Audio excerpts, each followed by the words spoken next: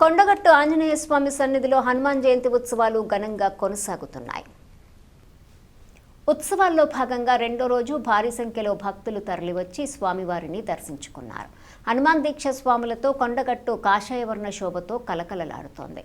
రామనామస్మరణలు, జై హనుమాన్ నినాదాలతో ఆలయ పరిసరాలు మారుమోగుతున్నాయి. భక్తుల రద్దీ దృష్ట్యా అర్జిత సేవలను తాత్కాలికంగా రద్దు చేసి నిరంతర దర్శన ఏర్పాట్లు చేశారు. మాల విరమణ కోసం ప్రత్యేక సదుపాయాలు కల్పించడంతో పాటు వేసవి తీవ్రతను దృష్టిలో ఉంచుకొని వైద్య శిబిరాలను ఏర్పాటు చేశారు. హనుమాన్ జయంతి సందర్భంగా 2 నుంచి 3 లక్షల మంది భక్తులు వచ్చే అవకాశం ఉందని అధికారులు తెలిపారు.